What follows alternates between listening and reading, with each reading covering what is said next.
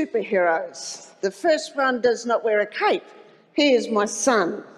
Hello everybody, my name is Tim Sharp. I'm a world famous artist. I was born in 1988 and I'm 25.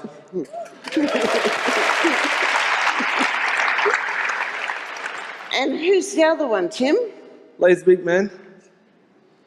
I met him up when I was 11 years old. I have a lot of ideas in my head. I want a superhero of my own. And who's another superhero that you like? Batman. Who created Batman? Bob Kane. What year was Bob Kane born? 1915. And what year did he die and how old was he? 1998, 83. And who was the President of the United States of America in 1998? Bill Clinton. And how old would Bill Clinton be this year? 68. And how old would he be in the year 2032? 86. Very good, that's excellent. This is Laser Beak Man. Have a look at his feet. Good. Sorry, we've never seen him that big before. And definitely not in the Sydney Opera House before. That's cool, that's really cool. We love it, love it, love it. Thank you. Laser Beak Man is not like other superheroes. There's not a lot of kapow and extraordinary superpowers about him. Instead, there is a lot of humour, there's a different way to look at life, and there's also a lot of Tim. This artwork is called A Double Shot of Happiness, and that is the story of my life. Shall we show them some more, Tim? Sure. Okay. The barbecue.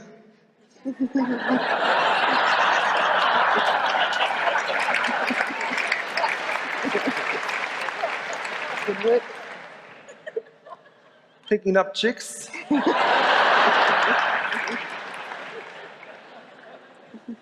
Black sheep of the family. Sidekick.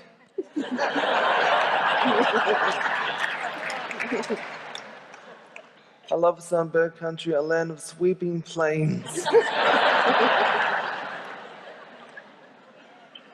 Lazy Big Man tells the Wiggles to shut up.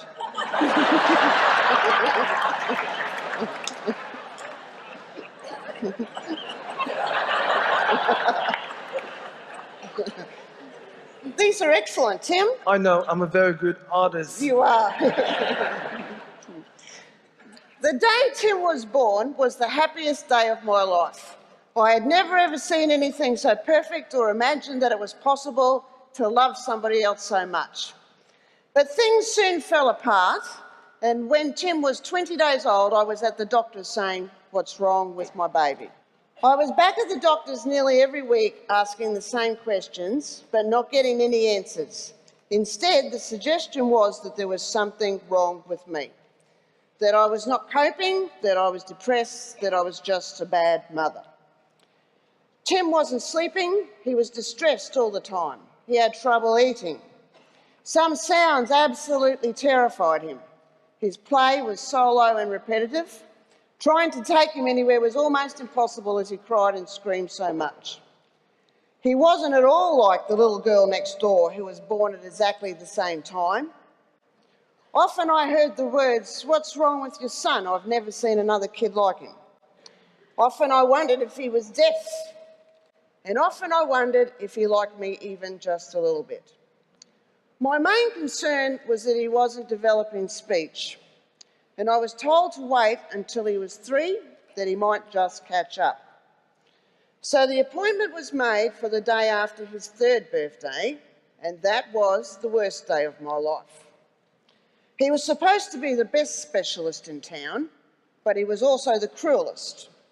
He told me that Tim had autism, and he said that Tim's problems were so severe and all-encompassing that there was no hope for Tim. He said that Tim would never speak, he would never go to school, and he would never learn anything.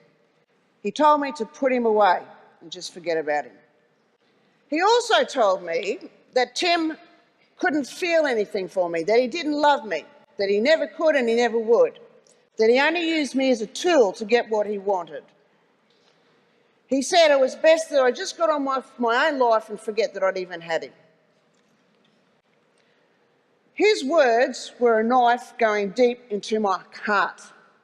By the time I got to the car, I was absolutely hysterical. So I was strapping Tim into his little car seat, and as I was, Tim was patting me on the back and wiping away my tears.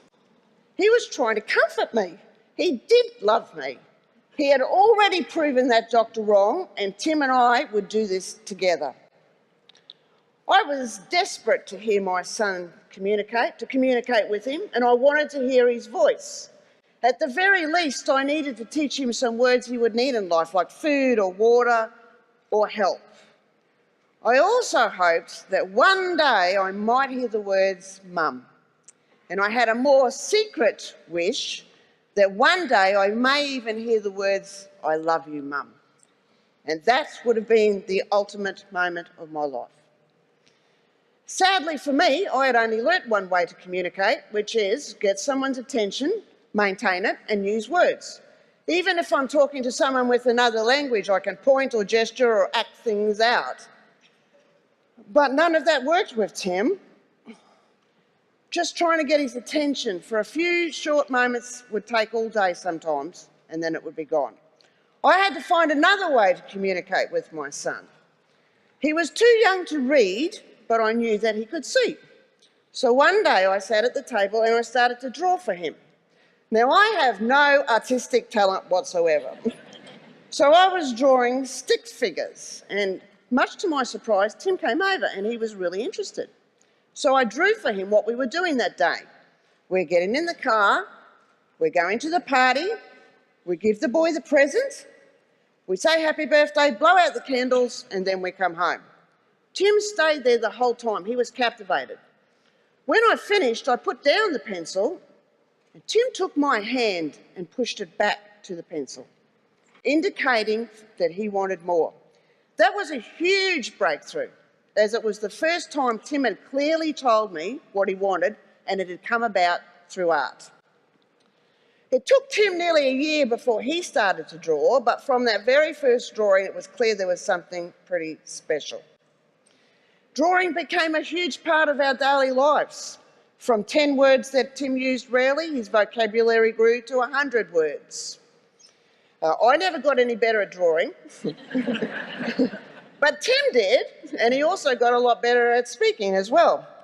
Then at 11 years of age, Tim was walking around the house saying, when I grow up, I'm going to be laser big man. And I said, good for you, Tim. So I thought I'd better have a look at this laser big man, and he was cute and he was funny and he made me smile. Tim had always loved superheroes and he wanted one of his very own. Don't we all? So this is the very first drawing of Laser Big Man. It was a, great.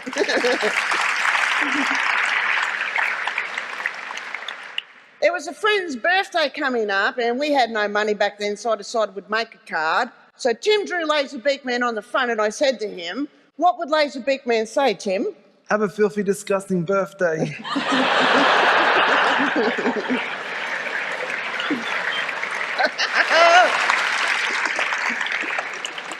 They're on sale at the front too, by the way, on your way out. At 16, Tim became the only Australian selected for the world's largest arts festival for people with disabilities in Washington, DC. Inclusion into the festival was dependent on attending, so I mortgaged the house. Tim, his brother Sam and I went to Washington. Tim carried the Australian flag into the opening ceremony at the John F. Kennedy Performing Arts Centre.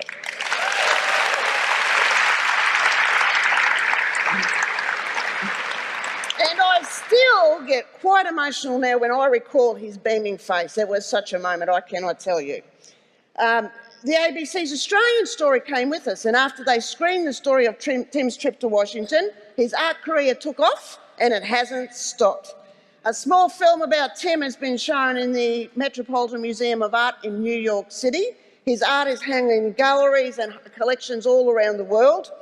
The ABC screened an 8-episode animated TV series of Laser Big Man, which was then sold on to Cartoon Network, making Tim the first person in the world with autism to have his creation turned into an animated series.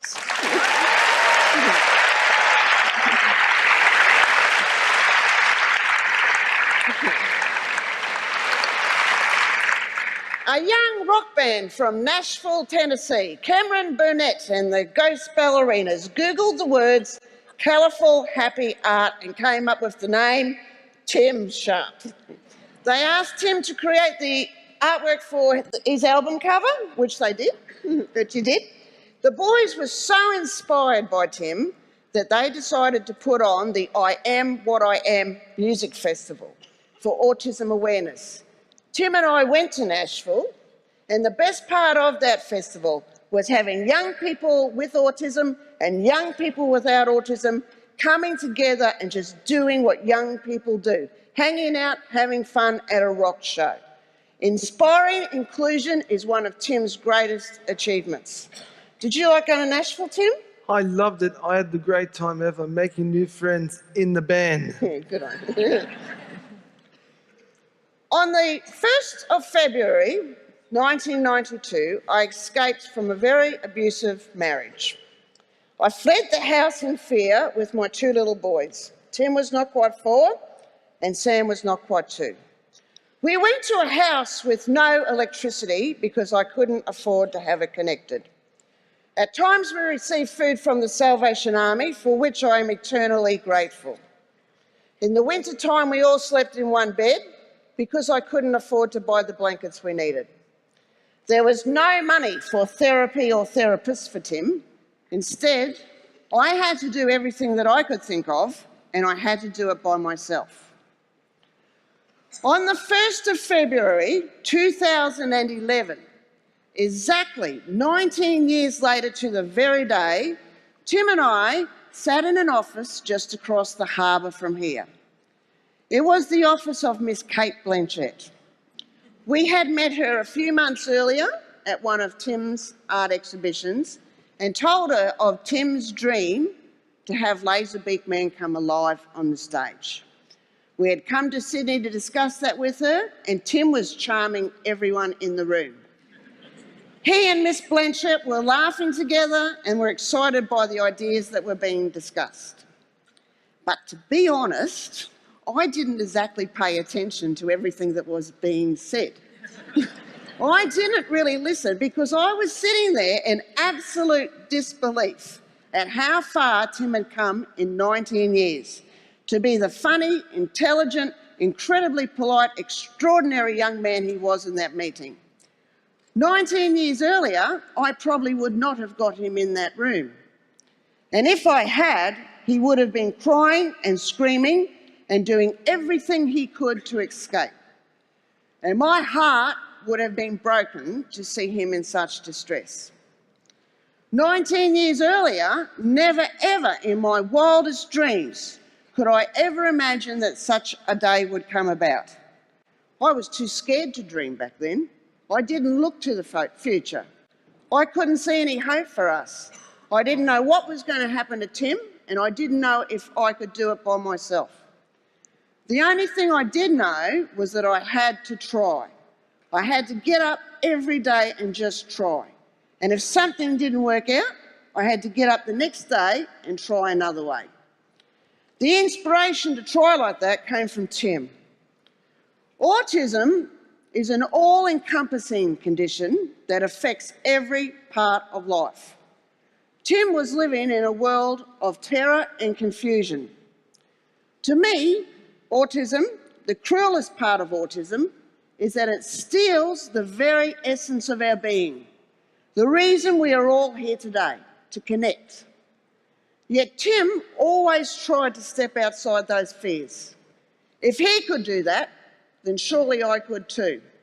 I knew that I would never, ever, ever give up, but I quickly learnt that I could always give a little bit more. Tim, you are a superhero for Sam and I. You are my very own double shot of happiness. Thank you. I was born to do my artwork. It makes me happy. Mum always sits with me when I draw. Would I do it without her? Definitely not. You have to try hard in life. Every day is a good day for me. Every day is a happy day for me. Mum and I are a good team. We are nice to each other. We are never mean to each other. We like hanging out. She is my mum and my best friend. She is beautiful and excellent. I love my mum. All you need is love.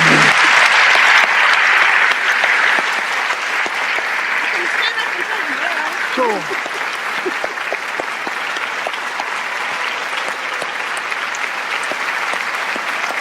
Thank you.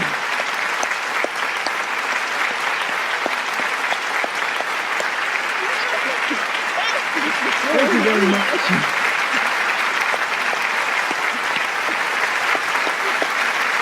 Thank you very much.